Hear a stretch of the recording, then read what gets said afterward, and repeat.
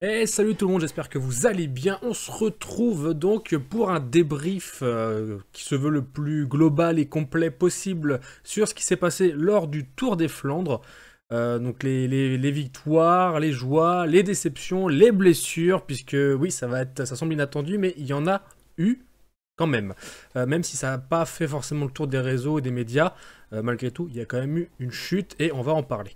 Alors, tout d'abord, Tour des Flandres, Van Der Poel récital et troisième ronde, Matthews déclassé. Le roi du Tour des Flandres, les années paires, c'est Mathieu Van Der Poel. Après l'avoir emporté en 2020 et 2022, le Néerlandais a remporté ce dimanche l'édition 2024 du Ronde et avec la manière.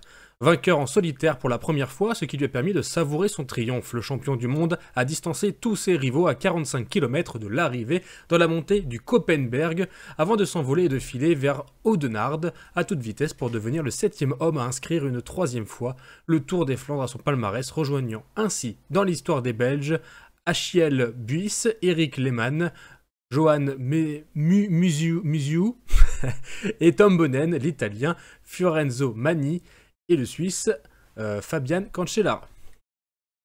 D'ailleurs, est-ce qu'il montre à un moment, il faudrait voir la montée du Koppenberg, ou en tout cas, si vous l'avez pas vu, si vous n'avez pas vu la course, je vous invite à voir cette montée du Koppenberg. Normalement, il y a des images qui ont dû tourner, où vous allez voir beaucoup de coureurs. C'est l'une des seules courses au monde comme ça, dans le cadre des cyclistes professionnels sur route, où vous verrez des coureurs posés pied à terre préférer monter à pied plutôt que sur leur vélo. C'est assez impressionnant et atypique.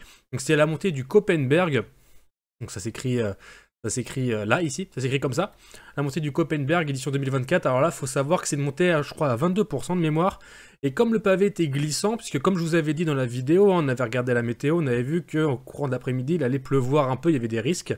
Et c'est arrivé, il a plu, et donc le pavé était glissant. Sur une pente à 20 et quelques pourcents, si vous perdez un petit peu de vitesse, ce qui a été le cas, impossible de repartir sur votre vélo, il faut continuer à pied. Les images sont très très très impressionnantes et intéressantes à voir.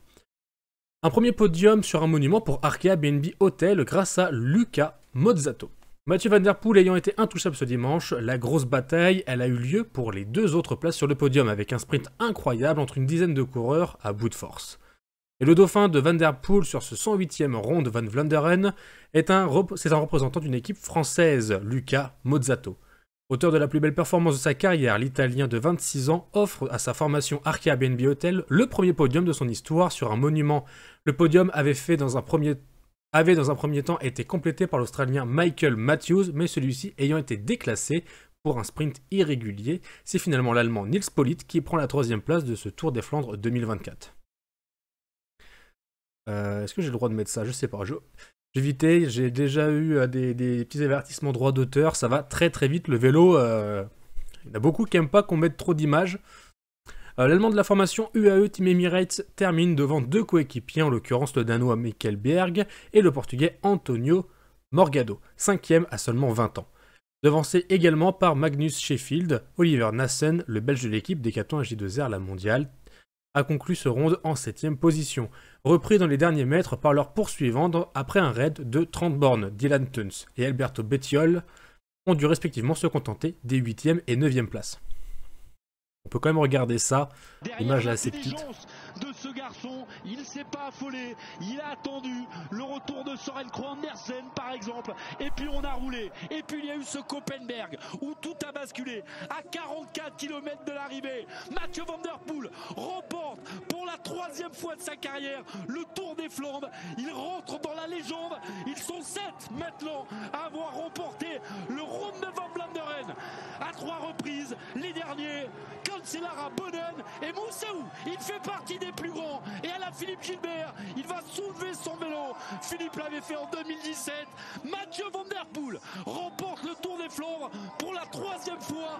C'était une masterclass, encore une.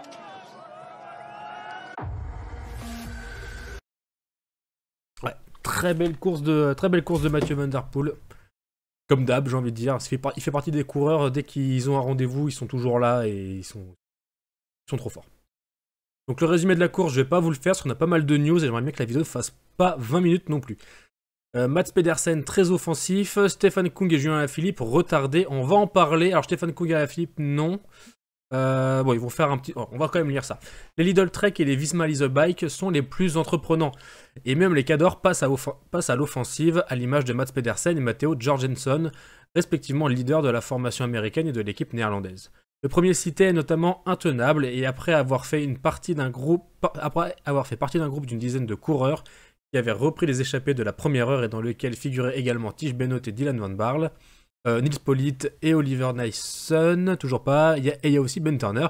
L'ancien champion du monde part à 85 km de l'arrivée avec Gianni Vermeersch, coéquipier de Mathieu Van Der Poel chez Alpecin de Koninck. Forcément, celui-ci ne collabore pas avec Mats Pedersen, et alors qu'on imagine que ce dernier va se relever, il poursuit son effort, laissant ainsi l'impression de se sacrifier pour les autres cartes de la Lidl Trek que sont Jonathan Milan et Tom Skuins. Pendant ce temps-là, une chute se produit au sein du peloton, avec comme principale victime Stefan Kung et Julien Alaphilippe. Pas touché physiquement, le Suisse et le Français doivent mener une chasse dont ils se seraient assurément bien passés, et après quelques kilomètres passés derrière le peloton, ils reprennent leur place au sein de celui-ci. Donc là, les premiers enchaînements, Vieux Quermont, Paterberg, écrème le peloton. Bon, après, on va pas vous faire toute la course non plus.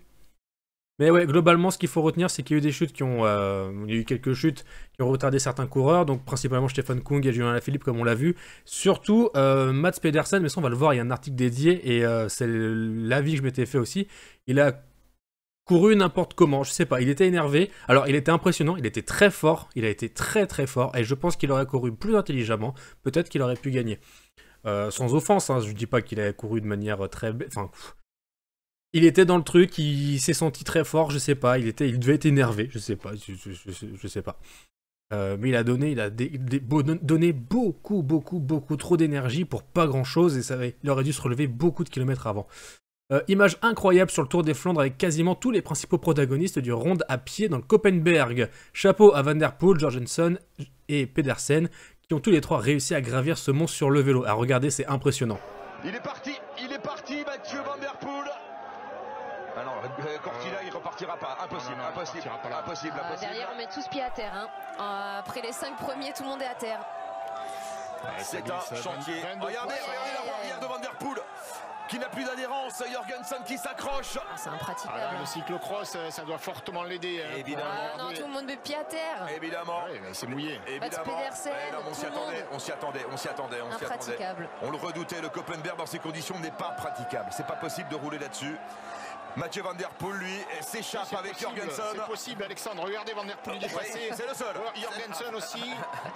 Il y en a d'autres qui passent derrière, mais bon, évidemment. Moi, je vois beaucoup de monde pied à terre quand même. 3 dans le peloton. Regardez. Là, il y a une image d'un autre temps. Et Van Der Poel, donc, qui s'envole dans le Koppenberg avec ses qualités. Et Pedersen toujours là. Et toujours là, Mats Pedersen. Oh, les cyclos, ils comprendront ce que ça veut dire. Hein. Il y en a beaucoup qui montent les bosses à pied. Bien sûr, évidemment.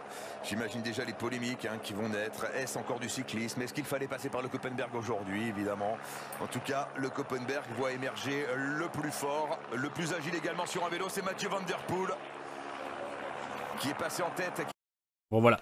Voilà ce qui... C'est super impressionnant, et vous verrez ça, si je ne m'abuse, si c'est pas exclusivement, ça l'est presque, sur le Tour des Flandres. C'est une course qui est géniale. Une belle bagarre pour les 2 autres places sur le podium, donc ça c'est déjà ce qu'on avait vu et ce qu'on avait lu donc.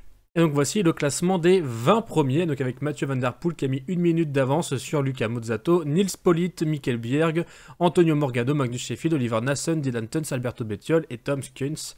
Michael Matthews qui a été déclassé, et du coup ils l'ont mis dernier de ce groupe, alors que sur le sprint il est arrivé second.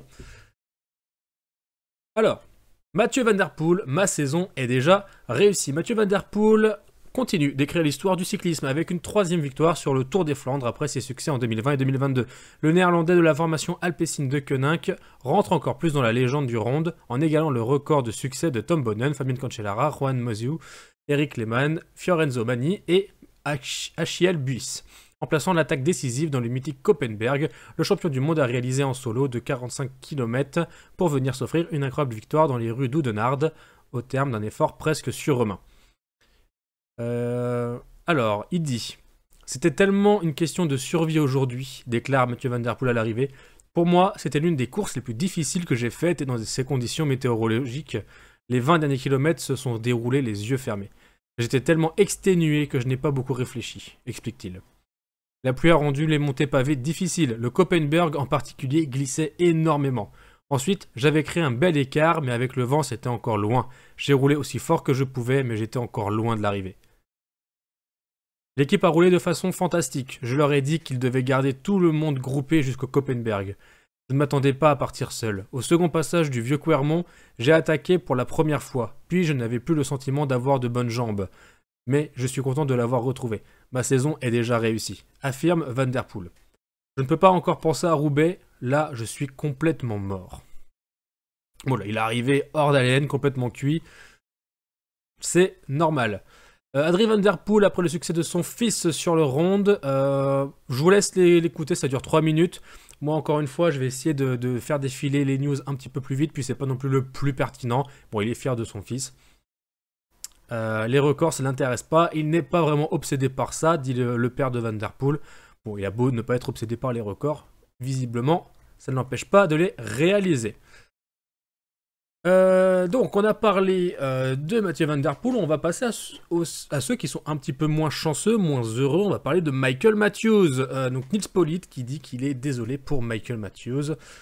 4 ans après avoir pris la deuxième place de Paris-Roubaix, Nils Politt s'est offert dimanche à l'occasion du 108e Tour des Flandres son deuxième podium sur un monument, profitant du déclassement de l'Australien Michael Matthews, sanctionné pour un sprint irrégulier dont il a été la victime.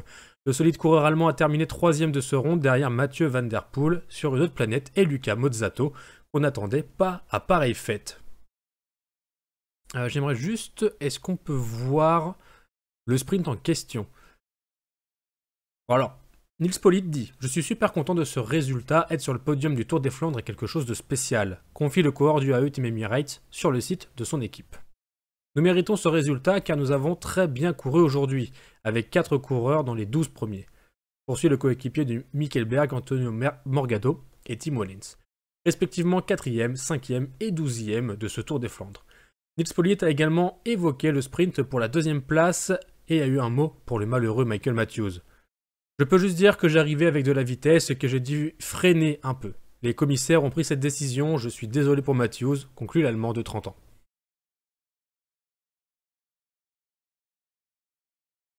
J'aimerais juste voir... Non, on n'aura pas la vidéo du sprint. On va voir un peu après, sinon je vais vous la chercher.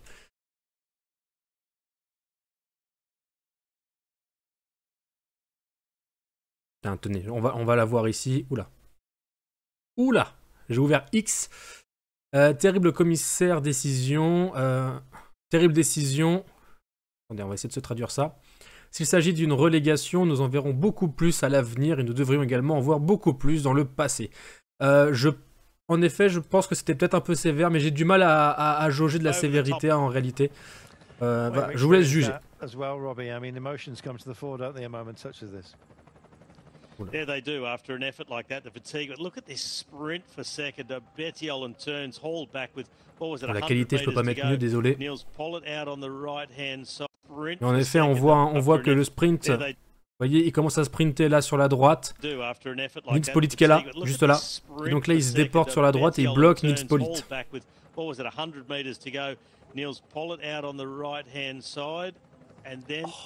et Luca Mozzato qui passe du coup à la deuxième place. Alors, oui, en effet, il n'a pas tenu sa ligne. C'est indéniable. Il est passé de la gauche à la droite de la route. Il a fait toute la largeur de la route. Donc, oui, en soi, oui. Après, si Nils Politt aurait pu passer, je pense qu'il l'aurait sûrement fait. Mais bon, c'est un sprint. Tout le monde était hors d'haleine. Ils essayaient tous de rester sur leur vélo et de donner tout ce qu'ils avaient. Compliqué de juger. On n'est pas commissaire. On respecte leur choix, naturellement. Mais bon, voilà ce qui a valu le déclassement de Michael Matthews dans ce sprint final. Et donc oui, on a vu que Nils Politt a dû freiner un petit peu. Autre information, eh bien, le bonheur sur le visage de Luca Mozzato, le bonheur de la Arkea BNB Hotel.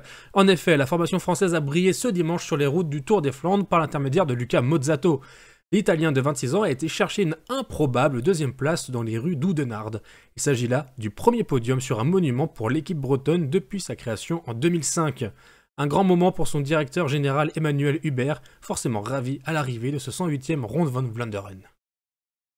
Eh oui, forcément.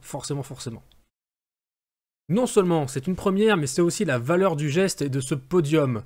Un Tour des Flandres, c'est l'une des plus belles courses d'un jour au monde, avec Paris-Roubaix, Liège-Bastogne-Liège, le Tour de Lombardie. C'est un monument, affirme Emmanuel Hubert. Donc deuxième pour Lucas, c'est très bien pour lui et pour nous, pour la simple et bonne raison que l'équipe parquée à BNB Hotel s'affiche à un très haut niveau.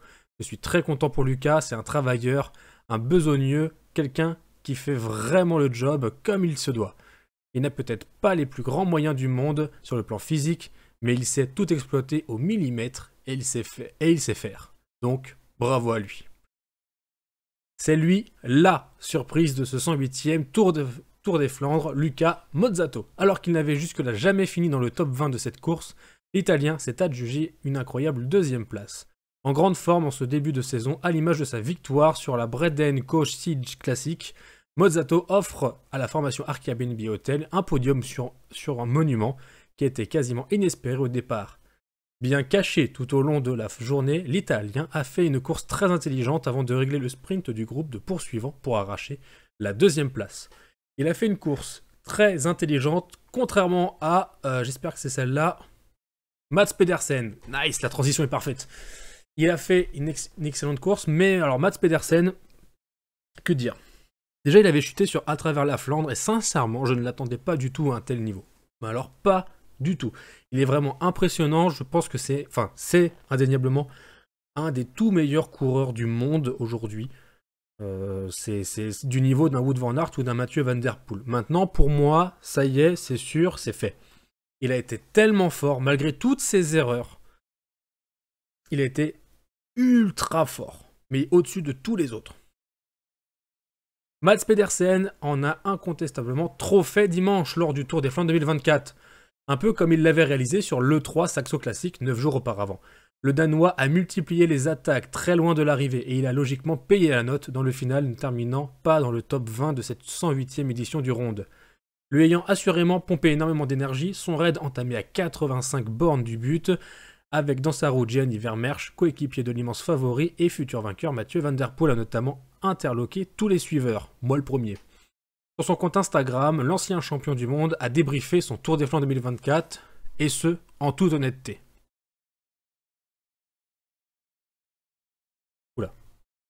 Oulala, il se passe des choses. Un autre round est désormais terminé, pas celui que j'espérais. Non seulement mon corps n'était pas à 100% suite à sa chute du mercredi dernier sur À travers la Flandre, mais je n'ai pas fait non plus la course la plus intelligente de ma carrière. Avec mon attaque, j'espérais bien sûr un résultat différent. J'aurais dû retourner dans le peloton, oui. Mais c'est facile à dire maintenant, nous sommes tous des humains et nous faisons parfois des erreurs. Est-ce que ça aurait changé mon résultat final? Je ne pense pas. Mais ça me dérange, car j'ai couru bêtement. La leçon du jour, c'est rester plus calme. Peut-être que je devrais suivre davantage les conseils que je reçois après une course comme aujourd'hui. Je les apprécie tous. Je dois encore une fois remercier toute mon équipe et féliciter Tom Skuyns pour son beau résultat. Il a fini 10e. Conclut celui que l'on retrouvera dimanche sur Paris-Roubaix. Avec une tactique différente, j'ose espérer que oui quand même, parce que là, très franchement, il a couru bêtement, il a été tout le temps devant, tout le temps. Il a fait une virée en solitaire, ce que Gianni Vermeersch ne l'a jamais relayé. Enfin, ou quasiment jamais, très timidement ci et là, mais c'est normal. Hein. Il fallait pas qu'il prenne de relais pour favoriser Mathieu Van Der Poel. Mais Mats Pedersen a continué encore à rouler à l'avant. Personne n'a compris, lui non plus. C'est pour ça, je pense qu'il était vraiment dans son élan et il a dû se sentir fort. Il a dû se dire, ouais, je vais pouvoir prendre un peu de distance avec eux et ils vont jamais me revoir. Et il s'est complètement enflammé. Et à la fin, il s'est brûlé les ailes et il a fini complètement cramé finalement. Comme quoi, il a trop donné. Cependant, je retiens, donc avec le fait qu'il ait couru bêtement, je retiens quand même une performance physique véritablement impressionnante. Et il fait partie des 3, les 3 premiers qui sortent du Koppenberg, il fait partie des 3 avec Mathieu Van Der Poel et Jorgensen à rester sur le vélo. D'accord ? Alors que beaucoup, enfin quasiment tous, n'ont pas réussi. Ça prouve bien son état de fraîcheur.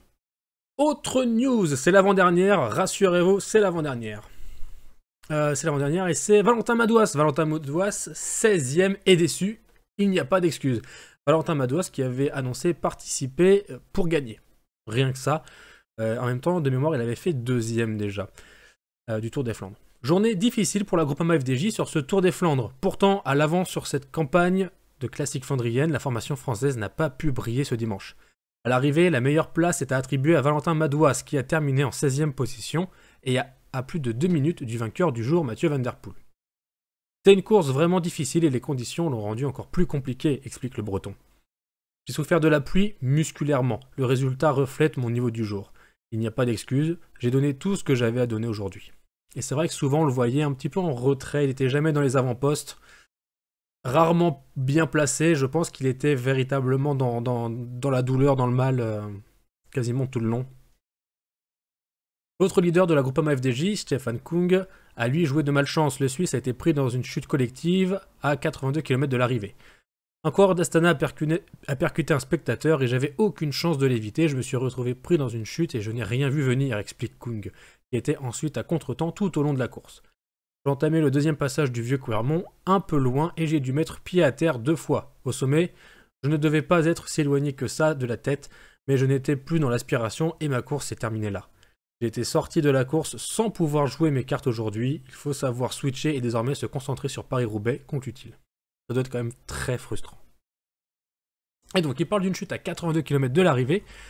On va pas parler d'une chute qui s'est passée à 82 km, mais plutôt à 127-128 km. En fonction des news que j'ai pu voir, le kilométrage était différent. Enfin, un peu de choses près, on s'y retrouve. Tour des Flandres. La spectatrice renversée lors d'une chute risque de manquer les Jeux paralympiques.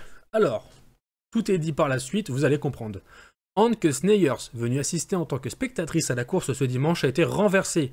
La Belge, victime d'une fracture de la clavicule, risque de manquer les Jeux paralympiques. Donc voilà, c'est tout simplement une athlète paralympique qui est venue en tant que spectatrice sur le bord des routes. Et elle se serait pris un coureur. Et voilà, allez, voici les blessures, quoi. Blessée, puis accusée sur les réseaux sociaux, Anke Sneyer, athlète paralympique et championne de Belgique de saut en longueur, a été violemment renversée ce dimanche. J'espère que vous voyez bien. Je vais quand même zoomer. Venue assister au Tour des Flandres comme spectatrice, elle a été touchée sur le côté lors d'une chute à 127 km de l'arrivée. De nombreux internautes lui ont reproché d'avoir provoqué la chute. Encore une fois, les internautes qui ne savent même pas, ils ont juste des infos ci et là, mais ils vont même... Enfin, taisez-vous. Non, mais ça sert à rien d'avoir... C'est chiant les gens qui ont des avis tout le temps sur tout, sans avoir d'ailleurs toutes les infos. Son frère, Thomas, qui travaille au département marketing de l'équipe Alpecin de Koninck, l'a défendu dans les colonnes du quotidien belge Het Nieuwsblad. Henk s'est tenu proprement à l'écart de la course dans le bas-côté. Le parquet mène actuellement une enquête dans laquelle plusieurs témoins, y compris les ambulanciers qui suivaient le peloton, ont clairement indiqué que la chute n'a pas été causée par elle, mais par un autre spectateur qui s'est tenu sur la route, obligeant les coureurs à faire un écart et heurtant ainsi Henk. Alors, j'ai pas trouvé de vidéo, en même temps je suis pas sûr qu'on ait vraiment envie de voir la vidéo d'une chute. On a déjà vu assez comme ça, et il y en aura d'autres malheureusement. Mais voilà, c'est la dame qui est à terre, là, habillée en vert.